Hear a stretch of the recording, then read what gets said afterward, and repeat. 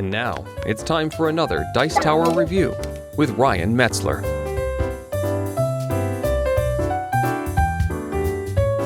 Hey everyone, it's Ryan Metzler here again, and today we're going to take a look at a miniatures game, and as a matter of fact, it's a arena battle game. We're going to take a look at Krosmaster Arena.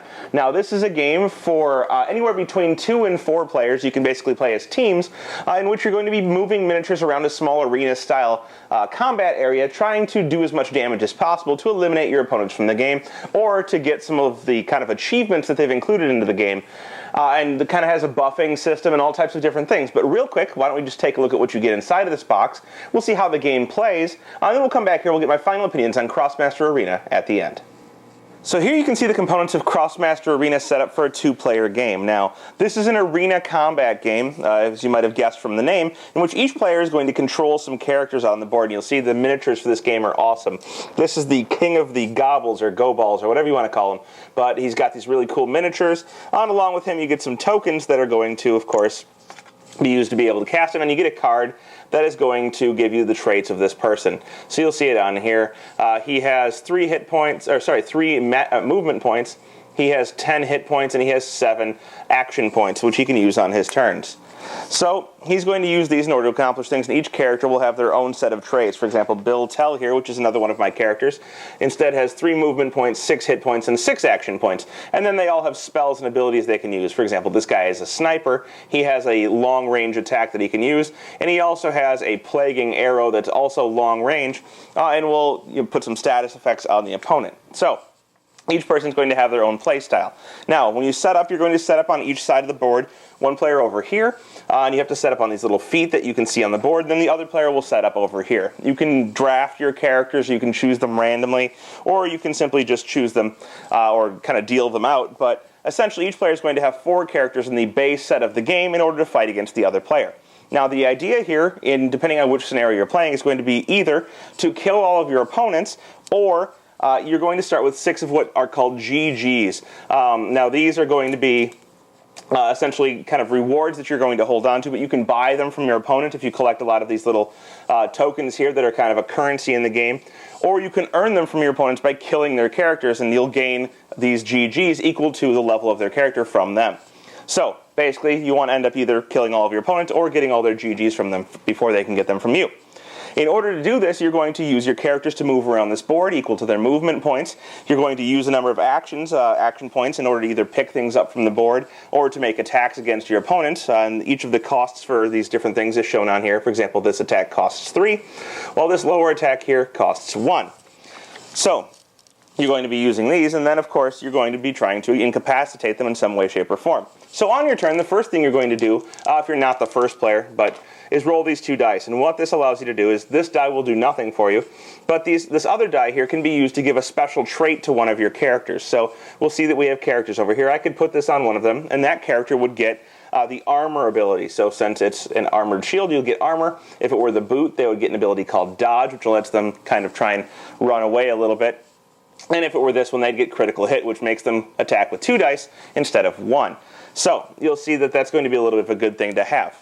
Instead of using these dice, you can actually turn them in order to get some of this currency that you can use throughout the game in order to buy things. Accumulating 10 of these and going to these little demon spots on the board will let you buy a GG, and there's one that starts off the board in the game. You can buy that one first, and then you'll be buying them from your opponent. You'll spend 10 and take one from your opponent to add to your own GGs, and of course get closer to win the game. So picking these up will be useful, but you can forego using your special dice that will grant your players special powers in order to gain 1, or if you skip both dice, you can gain more than that. It's basically a bonus for not using the special abilities of the dice. After that, you're going to start activating all of your characters, and each character has an initiative number in the top left-hand corner of their card. For example, this one here is initiative of 9. So she's very fast. It's actually the highest initiative. And you would start on your turn, if you're the active player, by going with your highest initiative person and moving down to your lowest initiative person. And they activate in that order. Now, when you activate, you're going to do several things. You're going to move, and of course, you're going to use your action points. So she has 6 action points and 3 movement points. Now, movement points essentially let you move a space. Whoop, that guy's falling over. But they let you move a space. So this character's over here, and I could move, for example, 1, 2, 3. Let's say I wanted to go there. I now have 6 action points to spend, and we'll see that both of my attacks cost 3. 3 there, and 3 here. And when I look at these attacks, you'll see that there's a range on them of 1 to 2 or 1 to 3. Well, I'm not within 1 to 2 or 1 to 3 range of anybody by straight squares, so I can't hit anyone. But if I were within range, I could use these attacks for 3 action points, each one of them, and I would roll some dice. Now, the base attack is going to be 1 on some of these, and usually you roll just 1 die for an attack. And when you roll an attack, you'll see that you're going to get some type of thing here. This will do me no good. What I'm trying to roll is either these hits, or the hits with the boot, or there's a wild symbol on here that is automatically a hit. If you have an ability like critical hit, you would, of course, roll 2 of these. So you'd roll 2 dice instead, and you'd apply both of them. This would be 1 hit and, of course, 1 miss. So the critical hit ability is going to be helpful for dealing more damage. Each one of those hits you roll is going to be 1 damage to the person that's next to you. So you'll take these tokens, and if you hit them, you'll put the tokens on the character, and when they have tokens equal to their hit points, they're, of course, dead.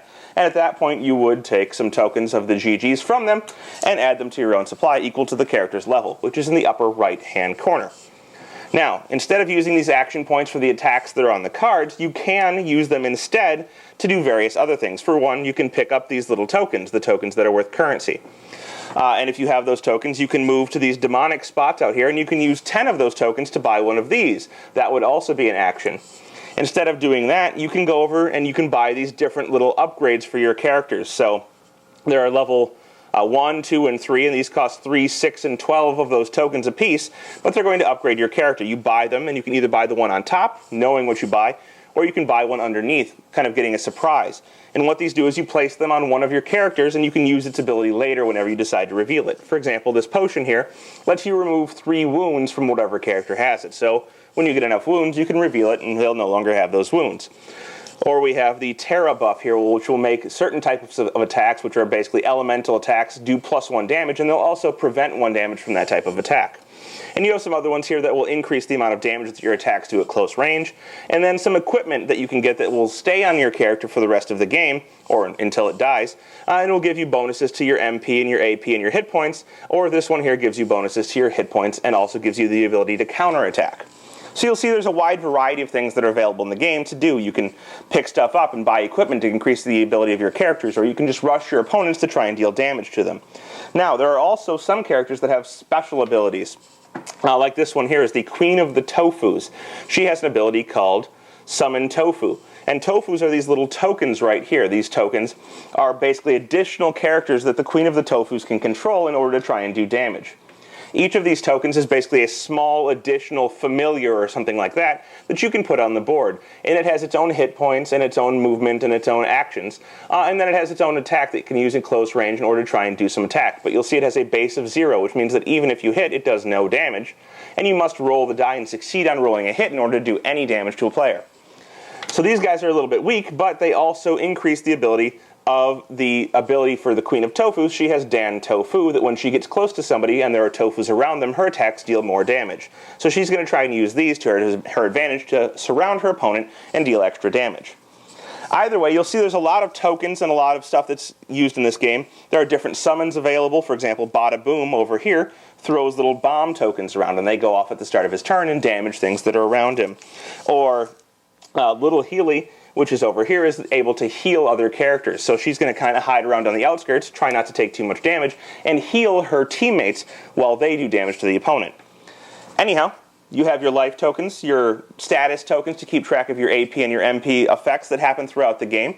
And basically you want to best maneuver around this board, hiding behind things that give you cover, like trees, standing on top of little boxes that give you an advantage in range, and of course avoiding your opponents and rolling better to do damage to them than they do to you. And whoever first either eliminates all of their opponents or is able to take all of the GG from their opponents by accumulating currency, spending it, and of course knocking out some of their opponents will be the winner. Now there are a couple other effects that I didn't show you on the dice. I showed you the hit and the wild, but when you roll to attack an opponent, they get a defensive roll. And these are modified by things like armor or dodge, but basically they're going to have defensive icons that they can roll to prevent damage from you. For example, the shield will prevent a damage from an attack. Or the The special icon, the wild icon, will also prevent damages from attacks. The magnet on the dice is for trying to prevent people from getting away from you. So if somebody's next to you and they try and move away, you can roll to try and lock them in place, and that's called locking. And if you roll these magnets, then they could be locked in place, unless, of course, they can dodge away by rolling, which is the boot here. And the dodge ability will let them do this better by using 2 dice instead of 1. And again, there's a special side that shows both a hit and a dodge, and the wild, of course, works for all of these. So you'll see that the dice are multi-purpose. You can use them to try and attack or block, to try and get away, or to try and hold somebody next to you, and whoever does this best will win the game. Well, there you have it. That is Krosmaster Arena. So there are several things I'd like to say about this game. The first is that I think the production quality here is second to none.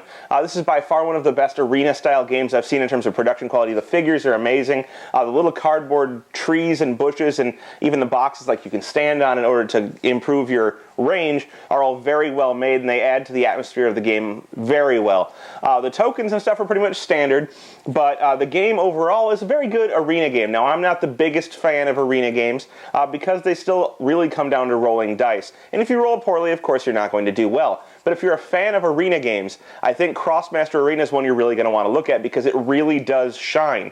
I still enjoy playing. It's just not something I'm going to go to all the time because of the randomness involved with the dice. But for those people that enjoy that randomness and enjoy the tactical choices of moving around the board, trying to minimize the randomness, I think this is something that's really going to be great.